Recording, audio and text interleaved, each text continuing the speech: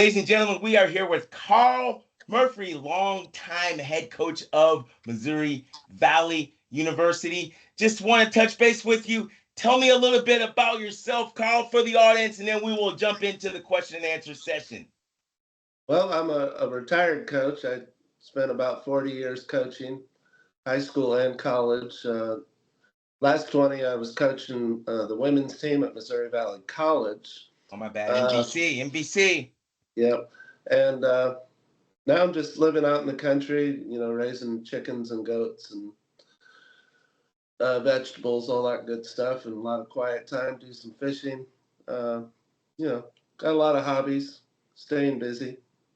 You know what? You're a women's wrestling pioneer. But before I even forget this tidbit, before the camera started or recording started, you told me you're now a little bit into what you just said, and then the officiating. Are you doing officiating for all three styles, which could be Greco-Roman freestyle and Folkstyle, or is it just freestyle or women's freestyle? Tell us a little bit about that. Well, all three styles. So, in the winter, I do a lot of Folkstyle high school level. And then freestyle, and I do a little college freestyle and a lot of USA wrestling freestyle. So age group freestyle. Just got back from Pennsylvania with the 14 and under duels. What I can't believe is how good these kids are.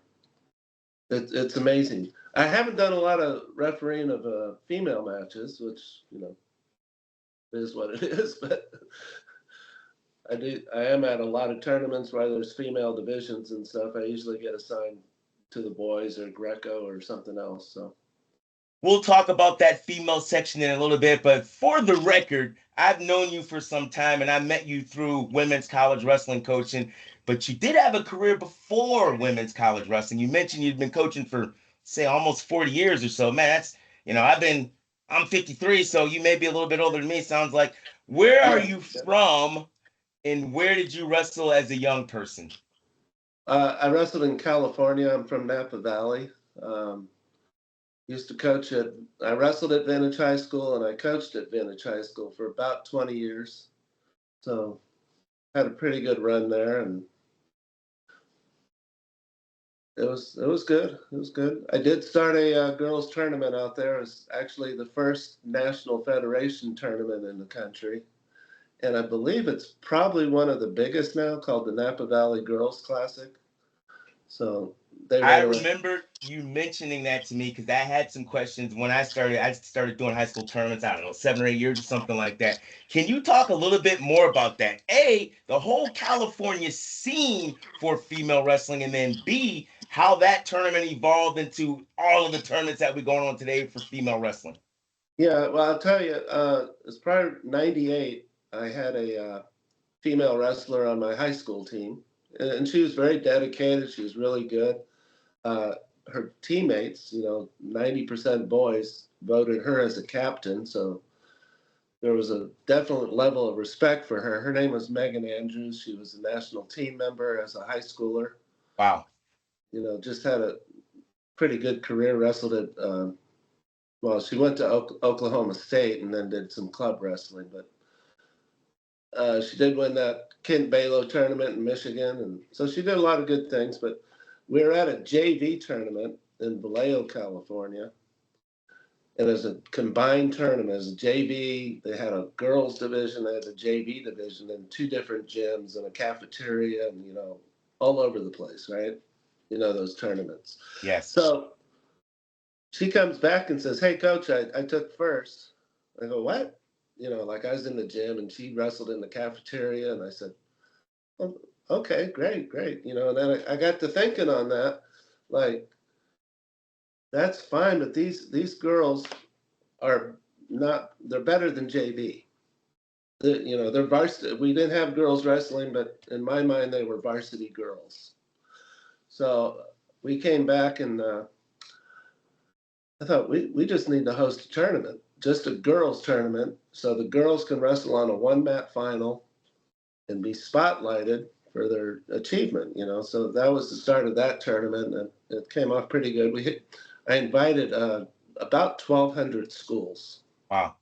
I just sent out invitation, everyone in California, and back then we were allowed to invite Oregon, Nevada, and Arizona. That first tournament, I had a girl. They can't come and get me now, but she shouldn't have wrestled because she was from Ohio. Wow. But Wow. fortunately, her high school's name was East High School. So I figured there's got to be East High School in California. Somewhere, right? Good old Kip Flanick brought out 𝐂𝐚𝐫𝐥 to that tournament. So She's from Ohio as well, right? it was her. Oh my goodness. OMG. So I'm Yes. gonna I'm gonna interview him later, but we're talking about you right now. Let's just unpack that a little bit. What year was that? 99. Okay. 1999. So that's a quarter of a century ago for all of you people that are non-math majors. Kind of just, I guess that maybe is the answer to the next question I was going to ask you. How did you get it? Was that the transition from boys to girls wrestling, that tournament there? And then how did you get into women's college coaching wrestling? Basically two Well, questions, but there was a clear transition, right? so my high school was where I was coaching was very female friendly. I was known for anybody that wanted to be a mat girl or a stat girl, or I'd say, why don't you want to wrestle? And then half of them would say, well, can I? And I'd say, sure you can. Why not? And the other half would say, no, I just want to be a mat girl. But we got a lot of girls that way. And then, friends tell friends. And once you get two girls in the room, then you get 4 and 8. And when I left that high school situation, is my son's senior year, so it was a good time to leave. We had 25 girls. So Wow. And this is 1998, 1999? This was 2003. Okay, 2003. Okay. Yeah. So that would have been for we just covered a lot of stuff for like history, wrestling history, people like me, that like all of that is important. I'm going to go back just a little bit. I started coaching women's wrestling about a year after that, and that's kind of how me and you met up. But you mentioned Kip Flanick, and then Takara Montgomery. Of course, Takara went on to win 2 silver medals, and she went on to make an Olympic team as well. He brought her all the way from Ohio to come to your tournament in California. So the right. people make understand that's not close even now. That's a big deal. But back in the day, what other tournaments did she have an option to go to? Right. So I went along with it and just pretended that it was East Stockton or East Sacramento or East somewhere. I had no idea it was Ohio until afterwards. So. And so that the second part of that is that how you got into the women's game and the women's college coaching from that tournament? Probably before that. I mean, I was coaching girls early 90s and stuff, and I actually attended the first U.S. Women's Nationals, and also in Vallejo. It was part of the Bay Area Wrestling Association Championship. So Lee Allen was a part of that. I don't know if you know Lee Allen, but had a couple daughters that did really good things in wrestling. But so there's like 3 or 4 of us, 5 maybe in California, that were really pushing the agenda, I guess, and got a lot of pushback from the state. It almost silliness, I would say. They were trying to pump up water polo as their next sanctioned sport, and here we had 10 times as many female wrestlers as there were water polo players. But even to this day, even now, if you look at the numbers, I want to go back and just maybe explain to some people. Of course, his wife and his daughters didn't know who he is, but Lee Allen actually made 2 Olympic teams, which is unheard of for this reason. He made freestyle and Greco. That's crazy. And then he had 2 daughters, Sarah and Catherine, who I ended up not coaching directly, but indirectly. I ended up coaching them indirectly on a world university team. And I think we won that championship, actually. USA Wrestling, women's wrestling, has won 3 world titles. 1 senior, 1 university, and 1 junior. I happen to be a part of that. And what you were saying is, way back in the day, you guys hooked up, and you guys were, that's why we're doing these interviews, to sort of point out and put a spotlight, put the shine on some of these women's wrestling pioneers who may actually get lost in the shuffle. And I just want to say thank you. And then B, let's go right ahead with this interview. And so when you get to Missouri Valley College, again, California and Missouri, they aren't close. What was the decision to actually go there, and how did that actually come about? Well, like I said, my youngest son at the time was graduating high school that year, and I could see where California was going, and I didn't really like the look of that. So Wow, wow. I thought a new start would be nice, and so really glad I did make the move, not just for the wrestling, but just Missouri is a great place to live and breathe and be free and all that kind of stuff. So there That's was that element. I mean, it's blowing my head off. It's blowing my mind the way that you describe California in the beginning with girls and women's wrestling, because of course they are one of the pioneer states, one of the first ones to be sanctioned. I think it was Hawaii actually that may have been the first. Was that 90, maybe 90? Hawaii, then Texas. Then Texas. Then was it California third, fourth, or fifth, or something like that? No, they were way down the list. And Wow. so we talked about Lee Allen. Lee Allen really did a lot, but also his wife, Joan Fulp, Right. did pretty much just as much as Lee. Side by side, they worked together. And then the guy named Trevor Kiefer down in San Diego also did a lot. Rob Redmond from San Francisco. Hope I don't leave anybody out. Roberto Gonzalez from Vallejo. Mike Menahan from Vallejo. So there was that little hotbed in the Bay Area. And then we started connected down with Trevor Kiefer in San Diego. But also Shannon Williams was a big proponent down at Thousand Oaks, California. So. And wasn't she a wrestler as well? Oh yeah, she's a multiple U.S. Open champion. Okay. All right. And And so well, she coached. I know she coached at least the world team in '99, maybe more, or okay. 2003. But She might have been a part of that one team. I think it was in '99, women's team that actually won it. I think she was actually on that coaching staff as well. But man, you just threw so many names out there. I want to back up to at least one of them, and I hope I don't, make people uncomfortable by mentioning Trevor Kiefer. He was a coach with me actually on that other team that was team world champions. Man, let me think about that. I think it was Bulgaria and Greece that we went to. And I think one of your former athletes, and let's just kind of jump in there. There was a there were you and I have some common knowledge. You may hate me for this for a reason, but I did work for USA Wrestling for a little bit of time, and here it is, Carl. They gave me a list of people, and they just said call these people and recruit them. I didn't realize some of those people were actually on you and Kip's and other people's teams. One of them, if I can, what the heck is it? Oh, Donnell Bradley. I yeah, think was she one of your former athletes? And then can you talk about that whole USA wrestling movement into college wrestling from your point of yeah. view?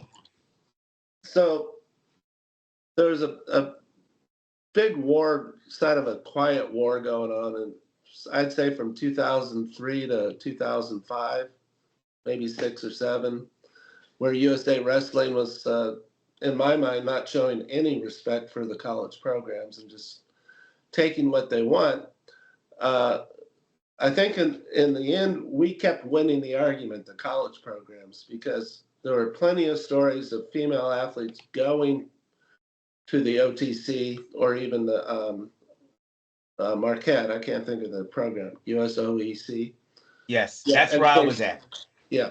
Um, where if they got injured or something bad happened and they couldn't wrestle anymore, they were out on a limb. And so we emphasize to those wrestlers, you get injured wrestling at Missouri Valley or Cumberland's or Oklahoma City or wherever, you still got a scholarship. You can finish your college. So I think we won that argument. I think they started coming along and realizing that these girls, when they're 18 or 19, are too young to be thrust in that situation of wrestling 24/7.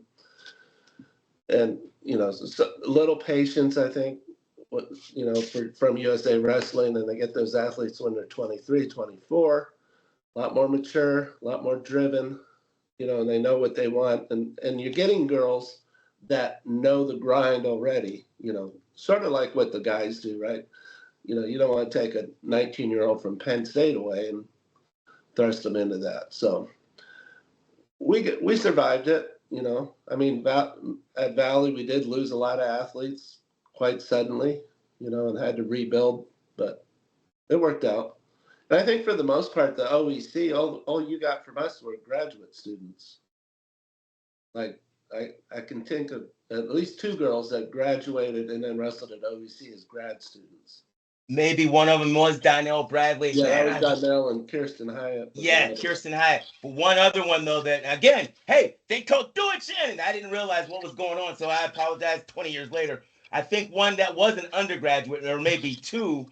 Debbie Sakai, I believe, was an undergraduate. Right. And Frances F. Young. I know she got emails from you, so. Yeah, there's another one too. I can't think of her name right now. They're around the same weight class, probably 51, 52, 53 kilos. To my defense, and then I can't defend everyone. To my defense, I had athletes that said the same thing that you just expressed with regard to, and I get in trouble for this? I don't know. I don't work for USA Wrestling anymore. The Olympic Training Center in Colorado Springs is a different animal altogether. The Olympic Education Center in Northern Michigan was built for younger people. In fact, we had 15-year-olds there, and I went to probate court and I became their legal guardian, and we had a dorm staff person living in the dorms with them. So it was a little more of a younger person's atmosphere. In fact, so much so, some of my athletes that went to Colorado Springs were like, hey, coach, I want to come back because of what you sort of suggested and expressed. But you also had some, and there was a I think I don't know how to say it. There was a transition because there a women's team before you got to Missouri Valley? Yeah, I came in on the 3rd year of the team. Okay, and so I know you coached Winchester, who has been doing big things now, but even before Winchester, right? Takara Winchester, I think she made an Olympic team. She's a world champion. She's got a couple medals. You coached Stephanie Lee. Yeah. You coached Clarissa Chun. No, never did coach her. Okay. She was picked off by the OTC before she graduated. So. Okay, but those other two, you had a hand in their development and bringing them through the ranks. Is that accurate? Well, we had another 2-time Olympian for Guam, Maria Dunn. So. That's right. That's right. So you've had a hand in really coaching 4 Olympians. Stephanie Lee had a little bit of an issue there, but I just want to point that out because a lot of times the colleges maybe don't get respect and coaches like yourself don't get credit for developing those athletes. Right. I think early on when we, I understand the pressure at the OTC, they have to perform and the pool wasn't that big back then. So the colleges are nabbing up the best athletes. The OTC's got to come for them. I mean, it wasn't like I was bitter about anything. We just had to fight that battle. To that end, where do you see or what do you think the difference is now with the plethora of teams? It's close to almost, if you count all divisions, if you count NAI, if you count NCAA, if you count California Junior College, if you count junior college, and then you count whatever they're saying, the NCAA Division I, Division II, Division III, there's almost 200 women's teams, where when you started, there was something like 3 to 8? 8, yeah. And so with that being said, is there a difference? Obviously, the numbers are the difference in terms of the development, or what is the main difference to you with that fluctuation of almost dramatic numbers? It seems a lot better now for the recruiting with 200 schools because I think there's much bigger numbers at the high school to pick from. I think from around 2008 to 2015 or 14, it got a little rough just because the high schools weren't keeping up with the college growth. Like we sort of got ahead of ourselves there. But you can't really work those things out where they work out perfectly. You got colleges want to start a program. You can't really say, well, no, wait 5 years until the high schools catch up. We already got a team, right? So I want to jump in on that too, and this is my perspective, and I heard what you just said from that time period, almost till where are we at now? Almost a decade ago, 2015. One could make an argument there has been faster growth at the collegiate level versus the high school level. Right now, as an example, we have around 50,000 high school girl wrestlers. You just have to do the math and then try to calculate how many seniors that's going to be, and then how much is going to fill up a roster on each team. I'm not doing all the math for you now, but I'm laying it out there for anybody that actually wants to do it. If you do the math on that with 200 teams, you start to figure out how is it going to be possible to fill 15, because 15 is basically the roster, right? We've got 10 slots plus 5 backups because we can bring 15 to the national tournament. Well, I would guess that 90% of these schools are tuition-driven institutions. So 15 would not cut it with most administrations. I think they're looking at 25 to 30 athletes for, especially in the NAIA, and I think, you know, schools like McKendree and I can't think of any, and North Central. They actually are North Central is NCAA. They're tuition driven though.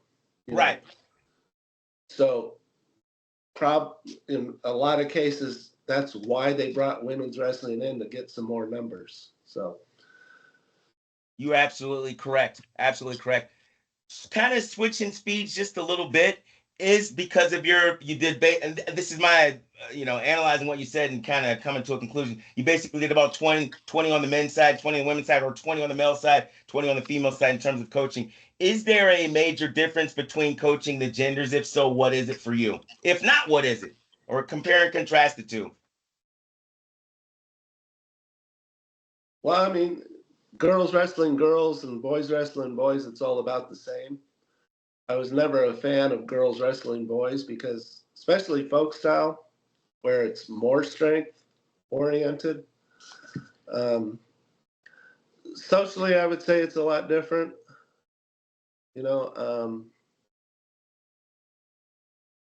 I give you a good example. We used to watch the boys practice, and sometimes the men's practice at Valley, and sometimes they'd come to blows nearly.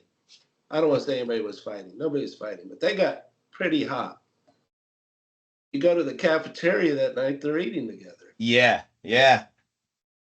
And the women's side, they tend to take that kind of stuff and hang on to it a little longer. I don't know if I'm not a sociologist or anything, but that's just something I noticed, that a lot of that kind of stuff became a big deal, and we'd have to deal with it. Where on the guy's side, it'd be like, oh, whatever, dude. See you later, So was that little aspect, but it's much easier to travel with women. They're much less likely to break stuff. Yeah. And to do stupid things. So from that aspect, it was much easier. Just last question for you here. Again, we're talking to Carl Murphy, longtime coach at MVC, or Missouri Valley College. This is just a change. But it kind of spins off the last question a little bit. What will it take for USA to consistently beat Russia? I don't even know if that's going to be a factor anymore. Russia's kind of, I don't know what's going on with them. But if they were, let's say that they were legitimately competing at World Championships, Olympics, what would it take for the men to actually compete at a high level and consistently beat them? And the same thing for Japan on the women's side. Japan doesn't appear to have any problems. They're eligible. They're actually going to be at all the World Championships. But the basic question is, what will it take for USA to be the best in the world if we look at Russia as the model for men and Japan for the model for women? Well, we do have exceptional athletes on the U.S. men's side. But I do think you're less, the guys that are click below Jordan Burroughs or Kyle Dake, the guys that are just below there, I think they're hindered by folk style and that lifetime of folk style, and then trying to transition, and maybe they do some summer freestyle. So more freestyle. I don't know. That's just my opinion. I haven't really studied it or anything, but I feel like if you grow up with freestyle, you learn the little tricks where, if you're starting at 16 with some really serious freestyle, that's what I think. As far as beating Japan, boy, that's a big order. They are so disciplined.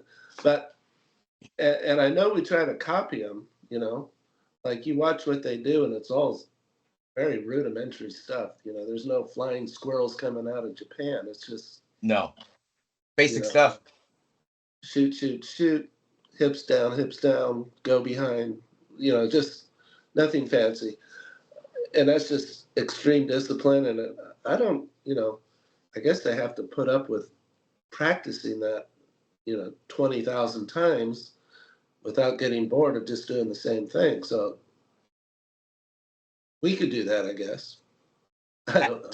I'm gonna react to that last part because I did go to Japan 4 times and I was at the USOEC. And to that point, population is a big part of it. I think they have a pretty big population, and so if the athletes, this is my opinion and an answer to my own question, I guess, or an indirect answer to it. If athletes did get bored, at least on the women's side, man, there was like a third and a fourth and a fifth and a sixth string that would jump right in there for that opportunity. I think the level of recognition in Japan for women's wrestling is so high, but you're right. They do like it's like serious business in terms of making a varsity team at their college level on the women's side, and they do train fanatically. And if they get bored, they'll just get somebody else in there. And I think my opinion is part of it comes from that winning tradition where, man, if you're constantly winning world team trophies, everybody kind of wants to be a part of that, and they realize there's going to be some tedium with the training. However, in the end, there's this big old trophy.